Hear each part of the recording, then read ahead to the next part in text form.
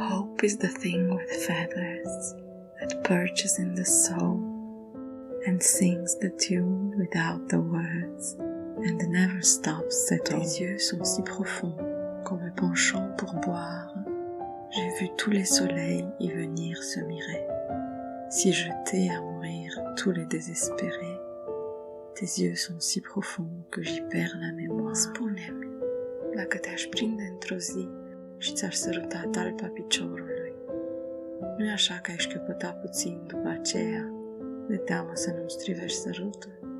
Ir y quedarse, y con quedar partirse, partir sin alma y ir con alma ajena, oír la dulce voz de una sirena y no poder del árbol desasirse.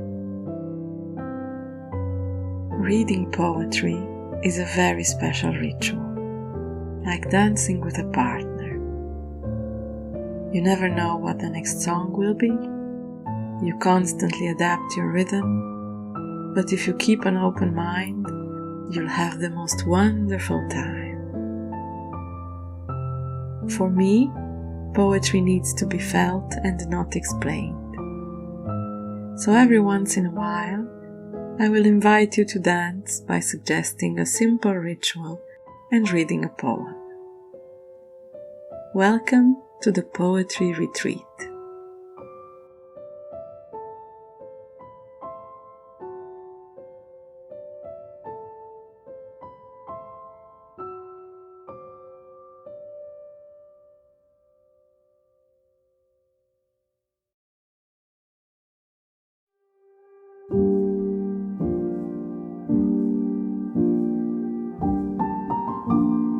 If you can keep your head when all about you are losing theirs and blaming it on you, if you can trust yourself when all men doubt you, but make allowance for their doubting too, if you can wait and not be tired by waiting, or being lied about, don't deal in lies, or being hated, don't give way to hating, and yet don't look too good nor talk too wise. If you can dream and not make dreams your master, if you can think and not make thoughts your aim, if you can meet with triumph and disaster and treat those two impostors just the same, if you can bear to hear the truth you've spoken, twisted by knaves to make a trap for fools, or watch the things you gave your life to broken, and stoop and build them up with worn-out tools. If you can make one heap of all your winnings and risk it on one turn of pitch and toss, and lose and start again at your beginnings, and never breathe a word about your loss, if you can force your heart and nerve and sinew to serve your turn long after they are gone, and so hold on when there is nothing in you except the will which says to them, hold on. If you can talk with crowds and keep your virtue, or walk with kings nor lose the common touch, if neither foes nor loving friends can hurt you, if all men count with you but none too much, if you can feel the unforgiving minute with 60 seconds worth of distance run, yours is the earth and everything that's in it, and which is more, you'll be a man, my son.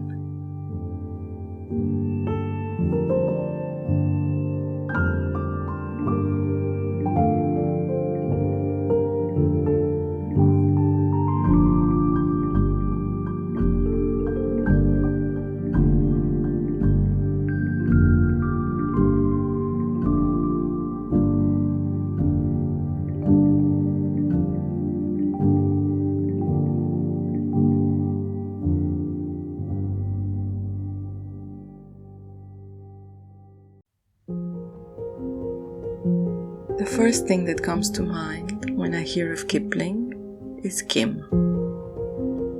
I never read the novel, but can remember perfectly that it stood in my parents' library on the bottom shelves, where I could see it when I was about 6 or 7.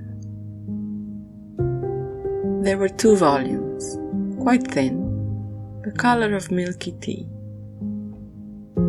The first had 1 star next to the title, and the second one had 2 stars.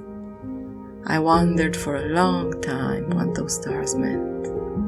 And when I finally discovered that we didn't have 2 copies of the same book, but 1 book divided into 2 volumes, it felt like the world I knew was small and insignificant compared to what I had just discovered.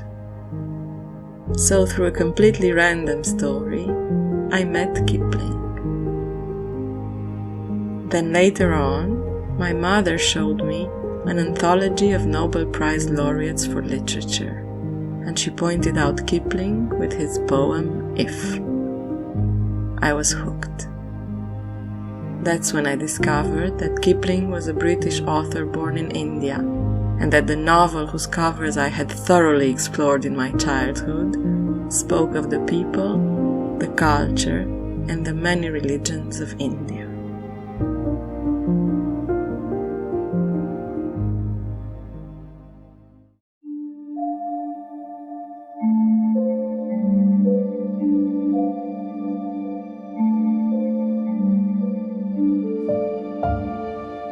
So when I think of Kipling today, I start by preparing a cup of Darjeeling First Flush.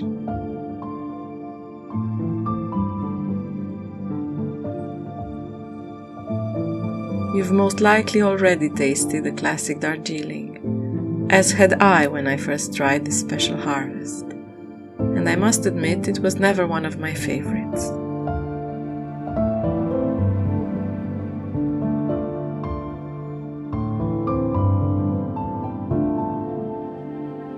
During those 3 long minutes of infusion, I immediately recognized the Darjeeling perfume. So I took the cup to my lips, thinking I knew what to expect. And I was in for a surprise, as I finally appreciated the Darjeeling aroma, free from the bitterness of the over-oxidized leaves.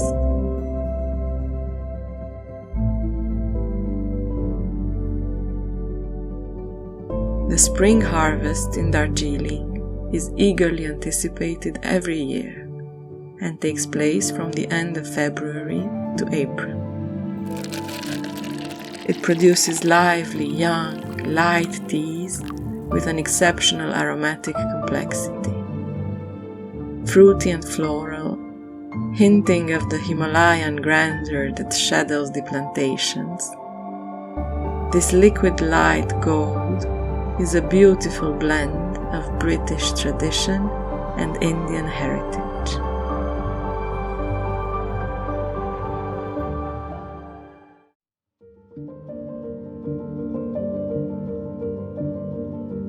If Kipling's cup of tea is settled, then his perfume is still up for debate. My personal preference goes towards the queen of spices, cardamom. 4,000 years ago, cardamom was a wild plant indigenous to southern India. Then, in the 19th century, the British started cultivating it, and it soon became a world-known treasure. One of the most expensive spices, it is only surpassed by saffron and vanilla. So when you hold a tiny green pod between your fingers, you mustn't let the light weight confuse you. This is a precious moment. Start by smelling the outside pod, already packed full of perfume, as if to prepare you for what you'll find inside. Then pierce the pod with your fingernail and smell again. The essential oils have been released. Your brain starts making rapid connections while taking in the volatile molecules. And if you close your eyes, you have traveled the world. There are days when I would like to smell like a freshly opened cardamom pod. spicy, exotic, but fresh and invigorating. The smell of courage and freedom.